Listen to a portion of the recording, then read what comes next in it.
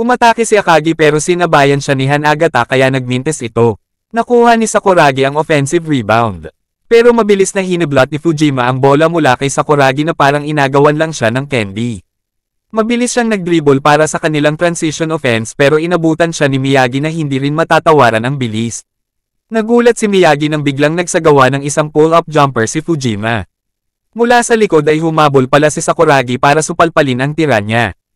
Hindi na niya napigilan ang kanyang momentum. Pumasok ang tira ni Fujima. Kasabay nun ang pagbagsak ni Sakuragi sa kanya. Galit na galit ang teammates ni Fujima sa kanya. Pero hindi naman daw niya sinasadya yon. Natawagan naman ng intentional foul si Sakuragi. Ikatlong foul na niya ito. And one para kay Fujima at mananatili sa kanila ang ball possession. Pasok ang bonus free throw ni Fujima. 4 na ang kalamangan ng Shoyo. Muling umatake si Fujima at iniwanan lang si Miyagi. Nag-attempt siya ng isa na namang jumper subalit fake lang pala ito. Kumagat si Akagi sa tirang yun ni Fujima. Sabay pasa niya kay Hanagata sa ilalim para sa isang dakdak. Dito na tumawag ng timeout si Coach Anzai. Pagod na si Mitsui at habol na ang hininga nito. Sa bench ay ipinaalala ni Coach Anzai kung ano ang paulit-ulit niyang sinasabi sa kanila. Ito nga ay malakas daw ang kanilang team. Medyo nabuhayan muli sila ng loob dahil kay Coach Anzai. Sa kabila ay buong-buo pa rin ang kumpiyansa ng Shoyo na tatalunan nila ang Shohoku. Napansin ni Fujima na parang hindi pa kayang pigilan ni Hasegawa si Mitsui. Nagulat naman si Fujima nung hilingin ni Hasegawa na mag-box 1 defense sila. Ito ay para magawa niya ang one-on-one defense kay Mitsui. Nag-aalala naman si Kogure kay Mitsui dahil halos hindi na ito makalakad dahil sa pagod. Sinabi niya kay Coach Anzai na baka pwede muna nilang pagpahingahin si Mitsui dahil nga nakikita nila na pagod na ito. Sumang-ayon naman si Ayako dahil 2 taon nga naman daw siyang nabakante sa paglalaro tapos ay hindi birong kalaban ang Shoyo. Magwa-warm up na sana si Kogure pero sinabi ni Coach Anzai na hindi niya aalisin sa laro si Mitsui. Lumapit si Sakuragi kay Akagi at sinabing nakaka 2 points pa lang daw siya samantalang 14 points na si Rokawa. Kay Rokawa lang daw kasi lagi nila ipinapasa ang bola. Hindi daw makatarungan yon. Pasahan din daw dapat siya. Sagot naman ni Akagi na wag daw niyang pilitin talunin si Rokawa dahil hindi niya daw ito kaya. Dagdag pa ni Mitsui na para daw niyang binalak suntukin ang buwan. Wag na daw niyang ipilit dahil bulok daw talaga ang jump shot niya. Pero pagdating daw sa rebound ay sa kanya sila umaasa. Sinabi naman ni Miyagi na pagkatapos daw ng kanilang laro ay siya na ang tatanghaling number 1 rebounder ng distrito. Dahil sa sinabing yun ni Miyagi ay muling ginanahan ang ating henyong basketbolista. Ibinigay ni Miyagi kay Akagi ang bola. Agad naman siyang na-triple team dahil sa box 1 defense ng Shoyo. Ipinasa naman niya ito kay Mitsui na nasa 3-point area. Agad naman niya itong itinira sa pag-aakalang libre siya. Pero nasupalpal siya ni Hasegawa. Lumabas ang bola pero Shohoku pa rin ang possession. Sinabi naman ni Sakuragi kay Mitsui na okay lang yun dahil ang number 1 rebounder ng distrito na tulad niya ang makakapagpapanalo sa kanila. Sinabi ni Coach Anzai na sila Mitsui at Sakuragi ang susi para manalo sila. Dahil daw sa mga rebound ni Sakuragi kaya may laban sila sa ilalim kahit malalaki ang Shoyo. Kailangan din daw nila ang mga 3 points ni Mitsui para manalo. Ito daw ang dahilan ni Coach Anzai kaya hindi niya magawang ipagpahinga si Mitsui. Bumalik sa alaala ni Hasegawa nung nilalampaso lang siya ni Mitsui nung nasa junior high pa sila. Pero ibang usapan na daw ngayon. Ibinigay ni Miyagi ang bola kay Sakuragi. Agad naman siyang na-double team ng Shoyo. Humingi ng bola si Mitsui pero natapot ng Shoyo ang bola mula kay Sakuragi. Mabuti na lang at muling nakuha ito ni Mitsui. Ipinaalala ni Mitsui kay Hasegawa ang sinabi nito na hindi niya siya pa-i-score ng higit sa 5 points. Tinanong niya kung nakailang points na daw ba siya. Sagot ni Hasegawa na nakaka 5 points na siya at hanggang doon na lang daw siya. Sagot ni Mitsui na asa pa daw siya. Sabay tira ng 3-pointer. Nasabayan naman siya ni Hasegawa. Mintis ang shot attempt niyang yun. Nag-aabang na si Sakuragi para sa rebound pero na-box out siya ni Hanagata na mas malaki sa kanya. Pilit niyang nilabanan yun at ilang sandali pa ay nakawala siya at nakuha ang rebound. Kahit sila Usmi at Sendo ay hindi makapaniwala. Sinigawan siya ni Miyagi na papalapit na sa kanya si Fujima. Agad niyang iniiwas ang bola at sa pag-iwas niya ay nas-equal niya si Hanagata. Bagsak ito at natawagan ng kanyang pang-4 na foul si Sakuragi. Nag-alala si Fujima dahil hindi nila kakayanin kapag nawala si Hanagata. Bumangon din naman ito at natuwa pa dahil apat na ang foul ni Sakuragi. Sigurado na daw ang panalo nila. Sa pagpapatuloy ng laro ay hindi na makadepensa ng ayos si Sakuragi dahil isang foul na lang ay foul out na naman siya. Namieste sa ilalim ang malalaki ng shoyo at sunod-sunod ang naging puntos nila. Mabuti na lang at nakakasagot ng puntos si Rokawa kaya hindi masyadong nakalayo ang shoyo.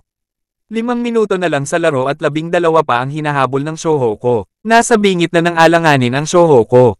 Kahit ang team ng Kainan at Ryunan ay nakikita na Shoyo na ang mananalo. Pati ang kanilang bench ay nawawalan na ng pag-asa.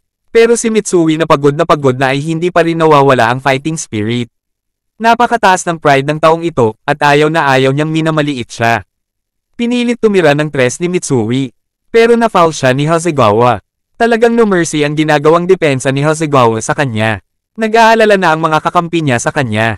Bumalik sa alaala niya ang kaparehong sitwasyon na halos sumuko na rin siya sa laban. Hindi niya makakalimutan ang sinabi ni Coach Anzai na wag daw siyang mawawalan ng pag-asa. Matatapos lang daw ang laro kapag isinuko na niya ang laban. Doon na niya naalala na isa siyang former MVP at sanay siya sa ganitong sitwasyon. Makikita sa mata niya ang hindi pagsuko sa laban. Nabigyan siya ng 3 free throws. Sinabi ni Kogure na mabuti na nabigyan siya ng free throws para kahit papaano ay makakapagpahinga siya. Pero mabilis na itinira yon ni Mitsui na ikinagulat nilang lahat. Ayaw na niyang magsayang ng oras habang ganado pa siya. Pasok lahat ng free throws niya. Dahil sa mga free throws ni Mitsui ay nakakuha ng momentum ang Shohoku kaya nag-full court press na sila. Nag-alala naman ang bench kung kakayanin pa ni Mitsui ang ganong klaseng depensa. Natigilan si Hasegawa sa nag-aapoy na determinasyon ni Mitsui. Nakakita ng pagkakataon si Miyagi para ma-steal ang bola. Nag-iisip si Miyagi kung anong klaseng opensa ang gagawin nila. Dumating si Mitsui at hiningi ang bola. Habang nag-iisip pa si Miyagi ay walang kaabog-abog na itinira agad ni Mitsui ang isang 3-pointer na ikinabigla nilang lahat. Isinigaw ni Fujima ang rebound. Pero pumasok ang tirang yon ni Mitsui. 6 na lang ang lamang ng shoyo. Ayaw isuko ni Mitsui ang laban dahil gusto niyang pagbayaran ang atrasong ginawa niya na panggugulo sa team. Ito na daw ang pagkakataon para makabayad siya sa kanilang lahat. Napigilan ni Miyagi ang shot attempt ni Fujima. Agad na tumakbo si Mitsui para sa isang pass break. Mabilis na ipinasa ni Miyagi ang bola kay Mitsui. Isang step back 3-pointer ang pinakawalan niya. Wala nang nagawa ang depensa ni Hasegawa. Kita sa mukha ni Mitsui na siguradong papasok ang tira niyang yon. At nagawa nga niya. Nagsigawan na ang mga tao dahil 3 na lang ang lamang ng shoyo. Nakakuha na naman ng steal si Miyagi. Pero na-counter steal naman yun ni Fujima. Na-double team siya ni Miyagi at Mitsui. Ipinasa niya yon sa kakampi niya sabay drive sa basket. Humabol naman si Sakuragi. Nag-attempt itong tumira ng 2-point shot. Dahil sa takot na makuha ni Sakuragi ang kanyang pang-5 foul ay hindi niya ito nadepensahan ng maayos. Pasok ang tirang yun ni Tekano. Balik sa 5 ang lamang ng shoyo. Pinag-uusapan ng players ng shoyo na si Sakuragi ang magpapatalo sa team nila. Narinig naman niya ito. Sa pagpapatuloy ng laro ay nabigyan na naman ni Miyagi ng magandang pasa si Mitsui. Nagsagawa muli ito ng isang 3-pointer. Tiwala si Hasegawa na magmimintis na ito dahil nasira daw niya ang balanse niya. Ngunit pumasok na naman ito na kanyang ikinagulat. Nilapitan niya si Hasegawa at sinabing akala daw niya ay hanggang 5 points lang ang magagawa niya pag siya ang nagbantay dito. Nakaka-20 points na daw siya at hindi pa siya tapos. Ang ginawang taktika ng shoyo ay kung sino ang binabantayan ni Sakuragi ay sa kanya ibibigay ang bola. Dahil nakita nga nila na wala na siyang silbi sa depensa. Tinirahan nito si Sakuragi. Wala na naman siyang nagawa sa depensa. Pero lingid sa kanilang kaalaman ay nabasa ni Rokawa ang kanilang taktika. Siya ang pumihil sa shot attempt nito. Natawagan ng foul si Rokawa.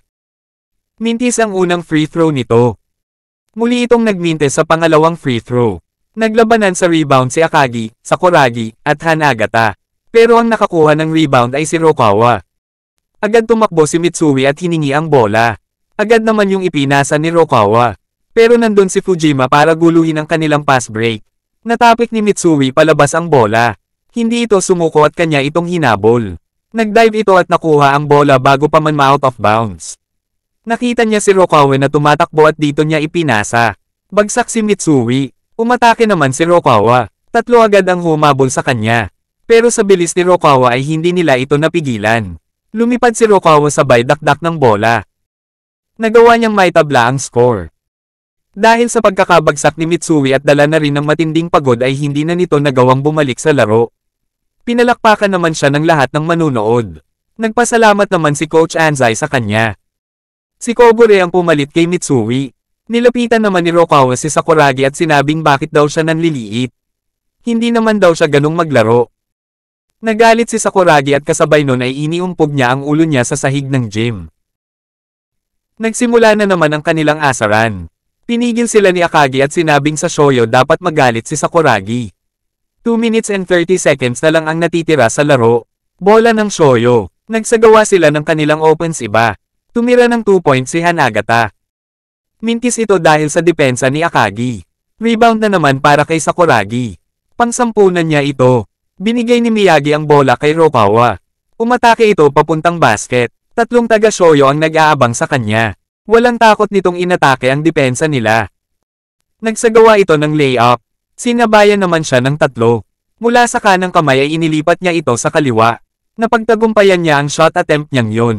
Umikot muna sa rink yung bola bago ito pumasok. Sa pagkakataong ito ay lamang na ang Shohoko ng 2 points. Nag-aalala na si Fujima dahil unti-unti nang nawawala ang kumpiyansa ng kanyang mga players. Uminit na naman ang ulo ni Sakuragi kay Rokawa dahil naungusan na naman siya nito. Naging matindi na ang depensa ni Sakuragi dahil tiwala siya na hindi siya mapa-foul out dahil isa daw siyang henyo. Sinubukang ipasa ni number 8 kay Fujima pero nasupalpal ito ng henyo. Agad na ipinasa ni Kogure ang bola kay Sakuragi. Dahil sa kagustuhang malamangan si Rokawa at matalo ang Shoyo ay susubukan niyang gawin ang isang bagay na hindi inaasahan ng lahat. Nag-drive siya papuntang basket na walang pag-aalinlangan. Nakaabang naman sa kanya si Hanagata na mas malaki sa kanya at isa pang taga-Shoyo. Lumipad siya at buong puwersang idinakdak ang bola.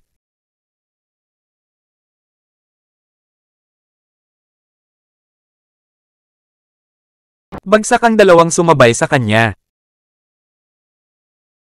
Sandaling katahimikan at pagkabigla ng lahat. Maging siya ay natulala sa kanyang ginawa. Ilang sandali pa ay napuno ng hiyawan ang buong gym. Pero tinawagan siya ng offensive foul kaya hindi counted ang dakdak niyang yun. Yun na ang ikalima niyang foul kaya foul out na siya. Habang papalabas siya ay nilapitan siya ni Rokawa at sinabing ikinalulungkot niya ang pagka-foul out niya.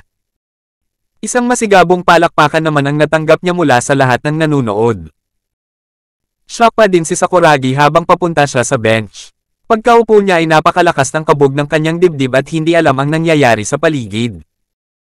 Si Kabuta ang pumalit kay Sakuragi. 1 minute and 48 na lang sa laro at bola pa ng Shoyo. Na-steal ni Miyagi ang bola kay Fujima. Pero na-double team siya at na-steal din ni Fujima ang bola. Mabilis siyang umatake at nagsagawa ng fade-away shot. Hinabol ito ni Kogure kaya bahagyang tumama sa dulo ng kanyang daliri. Nagmintis ito at natapik ni Akagi ang bola.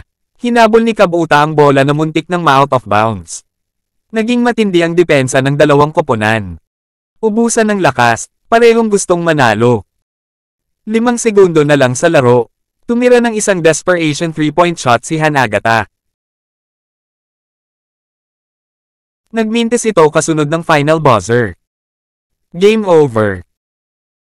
Panalo ang Shohoko sa score na 62-60. Nag-celebrate ang team ng Shohoko sa kanilang pagkapanalo. Umagos naman ang luha sa mga players ng Shoyo. Kahit ang kanilang ace player na si Fujima ay hindi na napigilan ang pagluha.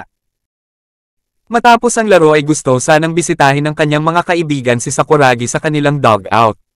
Pero hindi muna sila pinayagan ni Kogure. Sa kabila ng mga hamon na pinagdaanan ng Team Shohoko, ngayon ay nagawa nila ang noy pinapangarap lang nila. Ang makasama sa Final Four at may pagkakataon na makapasok sa national tournament.